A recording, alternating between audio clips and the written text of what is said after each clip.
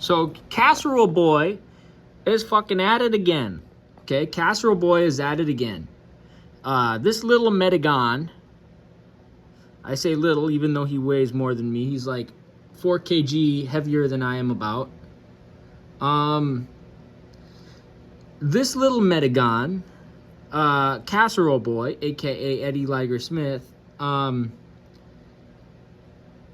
claims to be anti-imperialist, got caught praising a Neoconfederate racist country music song.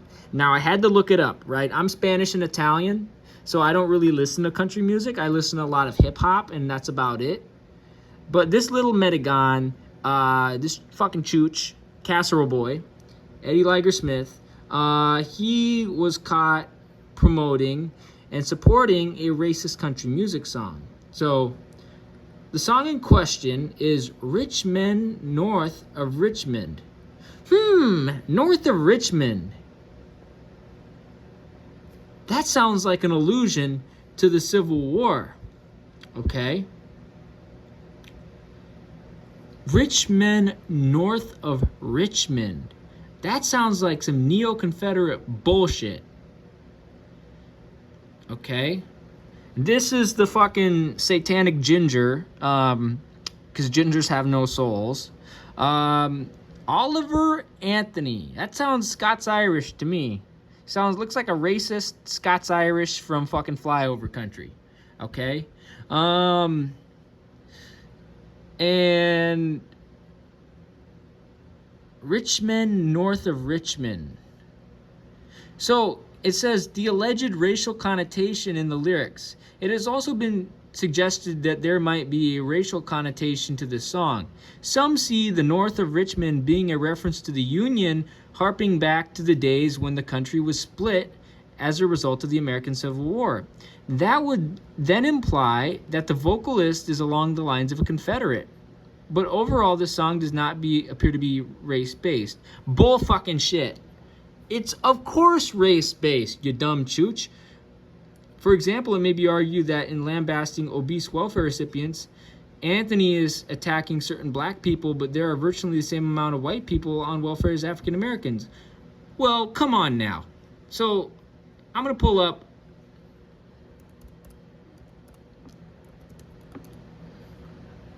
There we go. So, we're going to go to this. The trope.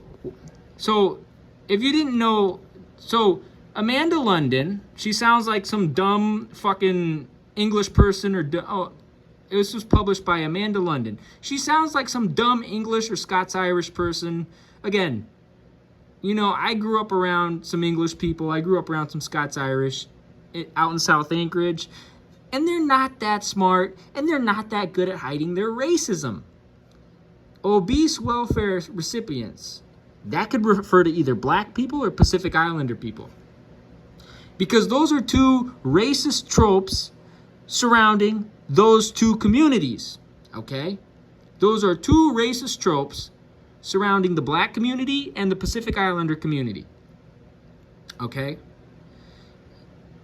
And I live in Alaska. I heard these tropes a gazillion times. Okay? In fact, the demon, the devil, Satan himself, Ronald Wilson Reagan, even promoted the black welfare queen as a racist trope in the 1980s. Here on Wikipedia, a welfare queen is a derogatory term used in the United States to refer to women who misuse or collect excessive welfare payments through fraud, child endangerment, or manipulation. Reporting on welfare fraud began in the early 1960s, appearing in the general interest magazines such as Reader's Digest. The term originates from media reporting in 1974 about Linda Taylor and was then popularized by journalists covering Ronald Reagan's 1976 presidential bid, since Reagan often repeated Taylor's story on the campaign. Since then, the phrase welfare queen has remained a stigmatizing label and is sometimes, most frequently, directed towards black single mothers. Now, let's go into the racial stereotypes. Okay? Political science scientist Franklin Gilliam has argued that the welfare queen has roots in both race and gender. While poor women of all races get blamed for their impoverished condition, African American women commit the most egregious violations of American values. This storyline taps into stereotypes about both women, uncontrolled sexuality, and African Americans, laziness. In parentheses, it says laziness. The trope of the welfare queen may be analyzed from the framework of intersectionality to better understand how race, class, gender, and other identities shape individuals and groups' privileges and disadvantages. The media's image of poverty shifted from focusing on the plight of white Appalachian farmers and on the factory closings in the 1960s to a more racially divisive and negative image of poor blacks in urban areas. All of this, according to political scientist Martin Gillen, led to the American public dramatically overestimating the percentages of African Americans in poverty. By 1973, in magazine pictures depicting welfare recipients, 75% featured African Americans, even though African Americans only made up 35% of welfare recipients and only 12.8% of the U.S. population. In 2016, African Americans made up 39.6% of welfare recipients, and in 2015, African Americans made up 13.3% of the United States population. According to the 13.2% of the population, according to the United States Census, in 2019, the share of blacks in poverty was 1.8 times greater than their share in the general population. Blacks represented 13.2% of the total population in the United States, but 23.8% of the poverty population. Van Dorn argues that the media repeatedly shows a relationship between lazy, black, and poor, suggesting why some Americans are opposed to welfare programs. You don't think it isn't about systemic poverty isn't fueled by systemic racism, capitalism, shit like that? I think it's fueled by systemic racism and capitalism. But no, the racist media, and the racist pundits on television, paint a racist picture of black people, okay? So, from the 1970s onward, women became the predominant face of poverty. In a 1999 study by Franklin Gilliam that examined people's attitudes on race, gender, and media, an 11-minute news clip featuring two stories on welfare was shown to two groups participants. Each story on welfare had a different recipient. One was a white woman and the other was a black woman. The results showed that people were extremely accurate in their recall of race and gender of the black female welfare recipient in comparison to those who saw the story with the white female welfare recipient. The outcome confirmed that this unbalanced narrative of race and gender had become a standard cultural bias, and that Americans often made implicit associations between race, gender, and poverty. Wow. So Oliver Anthony is blatantly racist, okay? Additionally, some believe that the black single women on welfare are irresponsible in their reproductive decisions and may continue to have children to reap welfare benefits. However, as analyzed from the United States General Accounting Office data, there is no greater likelihood of these occurrences with women on welfare. Let me repeat that. However, as analyzed from the United States General Accounting Office data, there is no greater likelihood of these occurrences with women on welfare.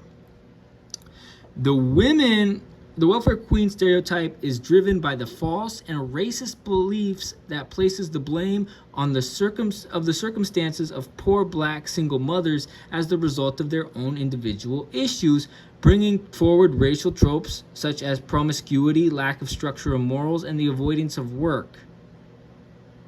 With primary narratives regarding poverty being driven by the myth of meritocracy, or in other words, of the ideologies that are centered in self-reliance and hard work being enough to pull oneself out of poverty, the welfare queen trope illustrates the the result of adding racial and gender dimensions to these inaccurate claims. In addition to work ethic, family values, such as heteronormative working two-parent household and having children only when married, are seen as the cultural standard. As a result, deviations from this ideal constitute a lower social value.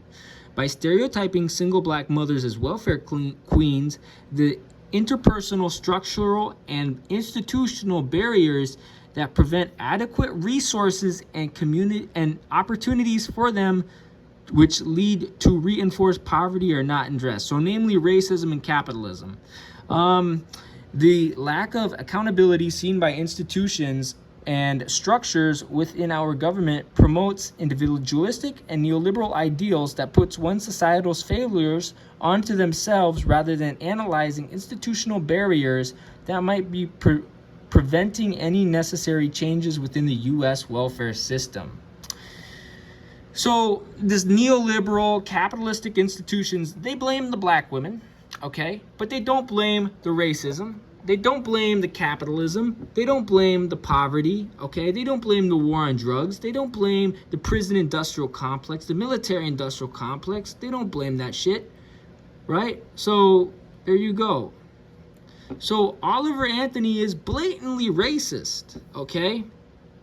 In the 1990s, so impact of the stereotype, in the 1990s, due to the widespread belief in the welfare queen stereotype, 22 American states passed laws that banned increasing welfare payments to mothers after they had more children. In order to receive additional funds after the birth of the child, women were required to prove that to the state that their pregnancies were a result of contraceptive failure, rape, or incest.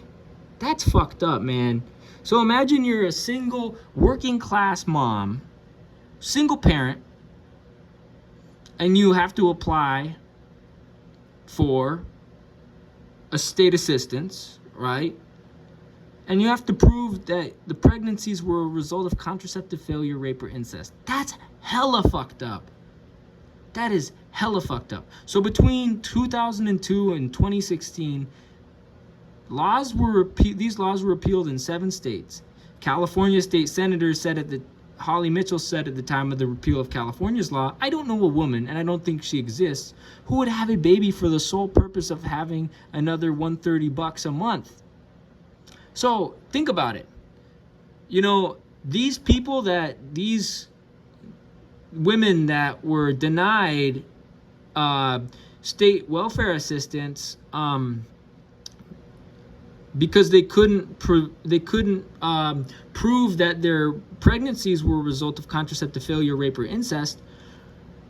So this was in the 90s. So these parents are my parents' age. They're in their like early 60s, right? Okay? The kids of these parents, they're like my age, 26, 27, 28, right? Like, that's fucked up. Like, this racist capitalistic system fucked over my peers and my generation who happen to be black and happen to be raised by single mothers and happen to be low income, poor, working class. The welfare queen stereotype also affects the attitudes and policies of the welfare system on poor black single mothers. Champlain argues that the current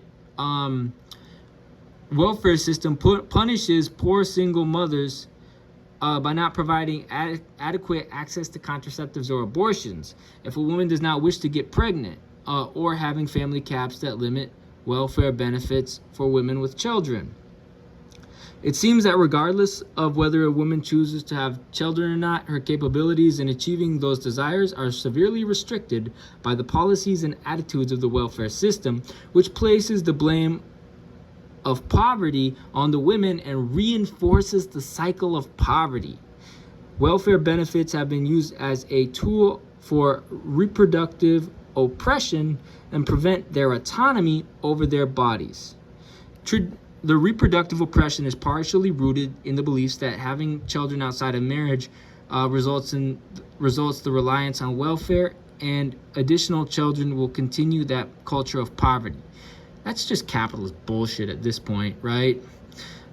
These limitations on single black mothers' reproductive rights as requirements for welfare follows a theme of the social control of the poor, specifically where the reproduction of fit or unfit groups are controlled by those in power who deem minoritized groups who do not follow a white heteronormative ideal as substandard and less fit to have reproductive autonomy. So basically, if you're not Anglo, Germanic, or Celtic, you know what I mean? Because that's basically, because like the ruling class is like Anglo, Germanic, and Celtic. Like, that's basically, like, if you're black, if you're Pacific Islander, if you're indigenous, right, then you're going to be affected by these racist ass laws, right? The racial trope causes feelings of resentment against black families by portraying single parent families or non-normative households as those who unfairly take advantage of the system, which leads to policies and practices that result in the inadequate provision of resources to the families. Consequently, these families are stuck in a state of poverty and further stigmatized. The reduction of their welfare safety net is rooted in the racially based vilification of the mothers and further harms the children of these families as a result, despite the original intentions of welfare policies being to assist the children. Jesus Christ, this is the racist legacy of Satan Ronald Wilson Reagan himself. As stated by the U.S. Department of Health and Human Services website, the goals of TANF, Temporary Assistance for Needy Families program, include reducing out of wedlock pregnancies and encouraging two-parent families and self-reliance. The stereotype of welfare queens appears to run counter to these ideals. The portrayal of a single unemployed woman with a lack of procreative and financial responsibility and an over-reliance on government benefits. As a result, some authors argue that current welfare policies are shaped by the desire to punish these undeserving recipients rather than welfare's goal of supporting the well-being of mothers and children. Additionally, the trope of the welfare queen also shaped other policies such as the Personal Responsibility and Work Act of 1996, enforcing patriarchal heteronormative ideals as the gold standard for tackling poverty and the fake culture of poverty by situating black mothers as deviants from the ideal mothering figure. The stereotype of the welfare queen, along with the black tropes such as Jezebel, stereotypes of African Americans are misleading about the culture of people with partial or total ancestry from any black racial groups in Africa whose ancestors resided in the United States before 1865, largely connected to racism and discrimination, which is from chattel slavery.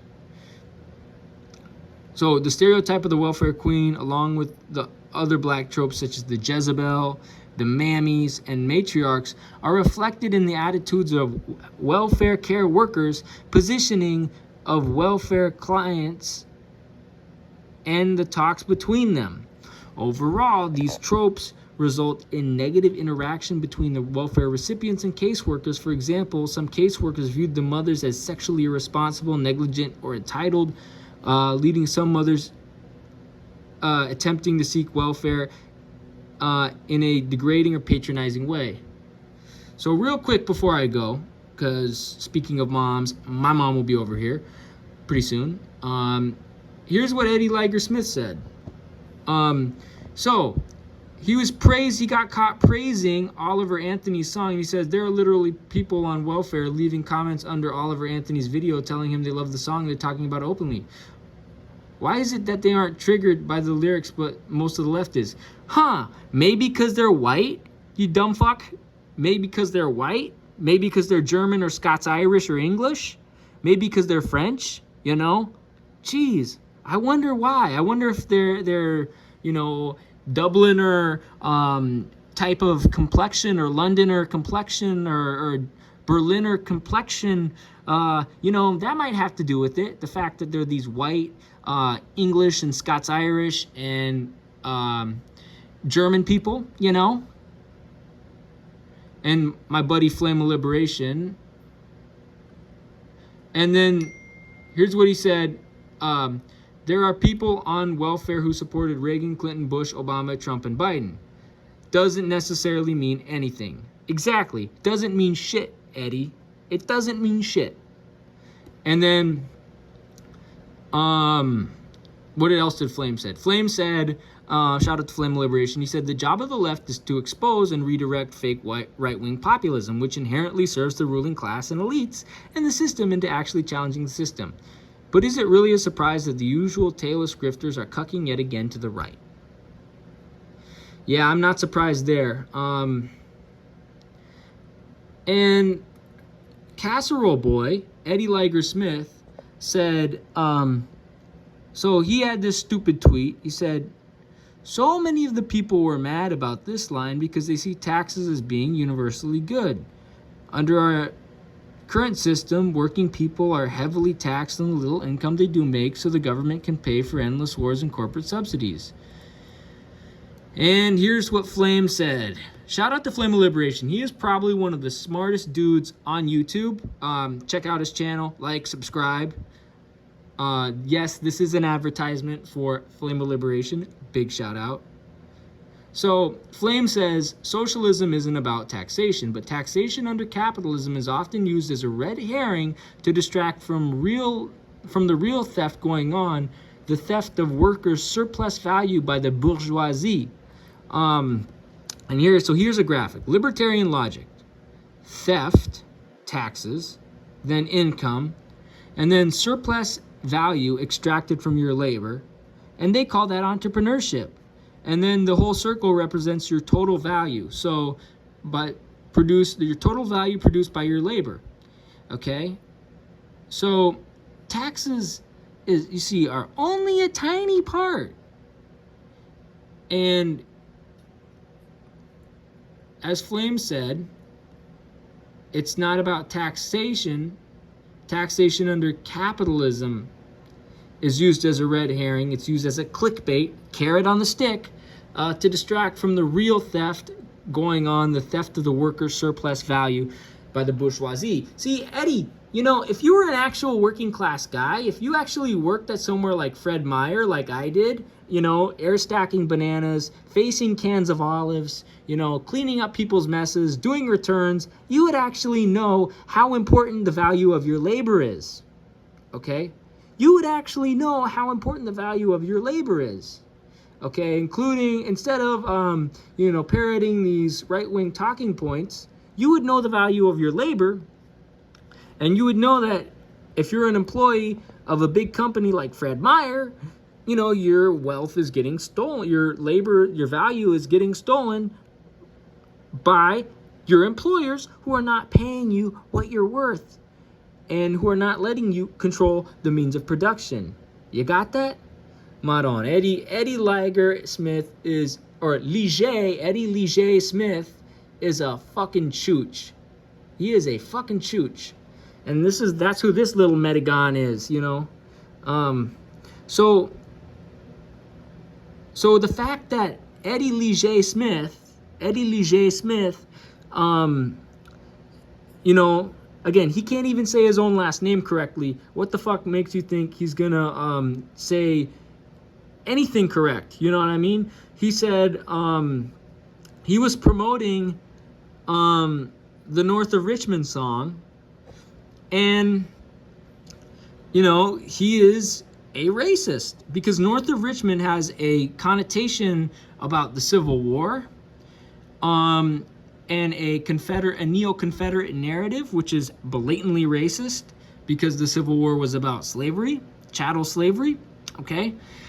And the fact that that it shits on obese that North of Richmond also shits on obese welfare recipients and promotes the racist welfare queen trope, that's another red flag. And guess what, Eddie?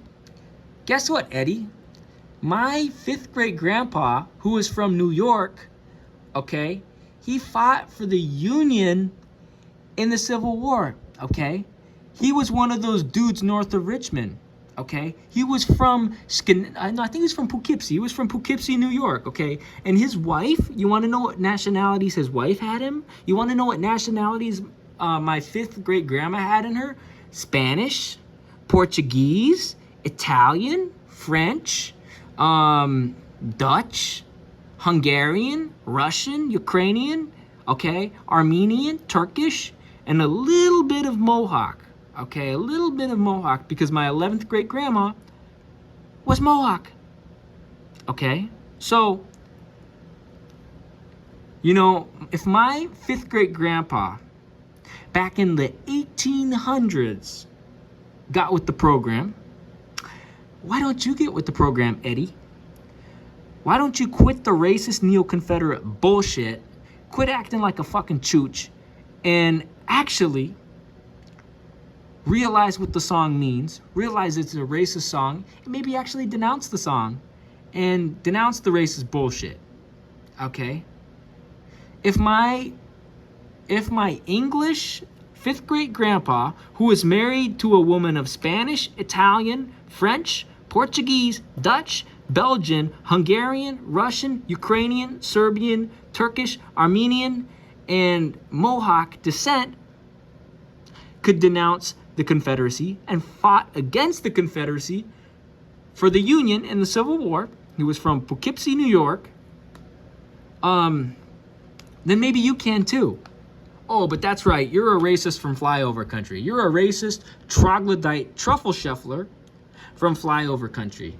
And that's what we see in you, and you've been exposed as that. So, Eddie, quit casserole boy.